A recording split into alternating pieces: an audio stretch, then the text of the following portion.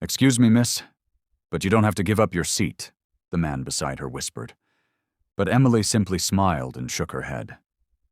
"It's okay. She needs it more than I do." Emily stood up, offering her seat to the frail-looking old woman clutching her cane.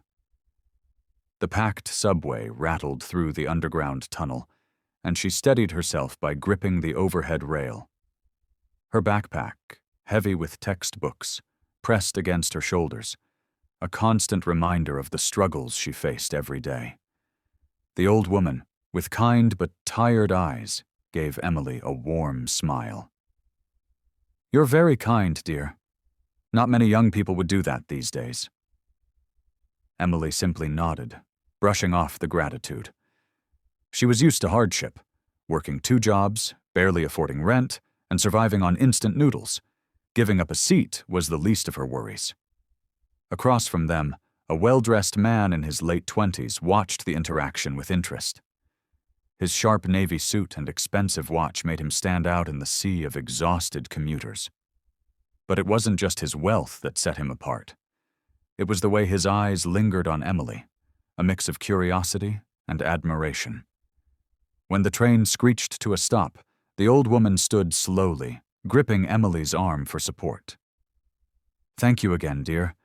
If only the world had more kind souls like you," she said, her voice filled with sincerity. Emily smiled politely, brushing off the encounter as just another moment in her daily routine. She had no idea that this small act of kindness would change everything. As the old woman exited the subway, the well-dressed man followed her. But before stepping out, he glanced back at Emily, as if committing her face to memory. She didn't know it yet, but she had just caught the attention of the one person who had the power to turn her life around. Emily sighed as the subway doors closed, and she adjusted her heavy backpack. Another long day of classes and work awaited her. She didn't have the luxury of thinking about the old woman or the man in the expensive suit. Her focus was survival. Meanwhile, outside the subway station, that same well-dressed man caught up with the elderly woman. "Grandma, are you okay? You shouldn't be taking the subway alone," he said with concern, gently holding her arm. The old woman smiled warmly. "I'm perfectly fine, Nathan, and I met the most wonderful young lady, so selfless, so kind." Nathan, a billionaire heir and CEO of one of the largest tech companies, nodded, still thinking about the girl from the train. He had witnessed countless people ignoring his grandmother, pretending not to see her struggle. But Emily, she was different. "Who is she?" he asked, glancing back toward the train that had already disappeared down the tunnel. His grandmother chuckled. "I don't know, but I have a feeling we'll see her again." Nathan wasn't sure why, but something about Emily's simple yet powerful act of kindness stuck with him. The next day, Emily rushed into her evening shift at the small cafe near campus. Her feet ached from standing all day, but she had no time to rest. Bills didn't pay themselves. "Emily, table 5 is waiting," her manager called. She grabbed a notepad and approached the table, forcing a polite smile. "Good evening. What can I get for you?" But when she looked up, her breath caught. Sitting before her, dressed in the same sharp navy suit, was Nathan. And beside him, his grandmother. "It's you," she murmured, eyes widening in surprise. Nathan smiled. "We meet again." The next day, Emily arrived at the cafe with nervous anticipation. She wasn't sure if Nathan would actually show up, or if his offer had been some polite gesture he didn't mean. But as soon as she stepped inside, she saw him waiting at a table near the window, a confident yet unreadable expression on his face. She approached cautiously. "I wasn't sure if you'd be here," she admitted, pulling out a chair.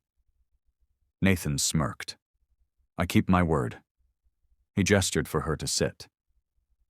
"I want to tell you about something that could change your life." Emily folded her hands on the table.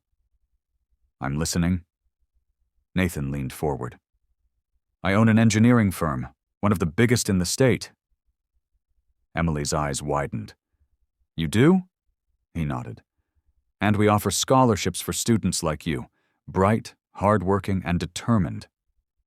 Emily swallowed hard. Was this really happening? Are you saying you'd offer me one? Nathan studied her reaction. It's more than that. I want to personally mentor you. I see something in you, Emily. You remind me of myself when I started. Her hands trembled slightly as she processed his words. This was everything she had dreamed of. An opportunity to study without constantly worrying about bills, to focus on her passion without exhaustion pulling her down. Why me? She finally whispered. Nathan smiled. Because I believe in paying kindness forward. You gave up your seat for my grandmother without hesitation. That simple act told me everything I needed to know about your character. Emily stared at him, overwhelmed. A stranger had walked into her life and was now offering her a future she never thought possible.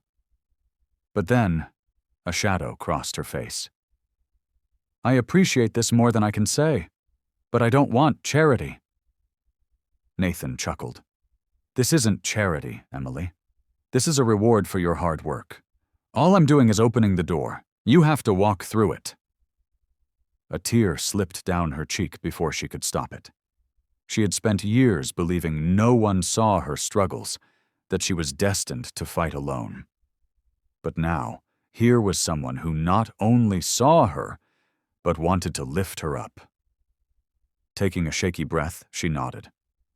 Okay, I'm in. Nathan grinned. Good. Let's change your life. Emily stood frozen, unsure how to react. She had never expected to see the man and his grandmother again, especially not at the tiny cafe where she worked long shifts just to get by. Nathan leaned back in his chair, observing her with curiosity. I never got the chance to thank you for your kindness yesterday. Emily shook her head, forcing a small smile. Oh, it was nothing. Anyone would have done the same. The old woman chuckled. You'd be surprised how many people wouldn't. She looked up at Emily warmly. Tell me, dear, do you work here full-time? Emily hesitated, not wanting to reveal too much about her struggles. I work here in the evenings, and in the mornings I have classes at the university. Nathan raised an eyebrow, impressed. What are you studying? Engineering, she answered, tucking a loose strand of hair behind her ear.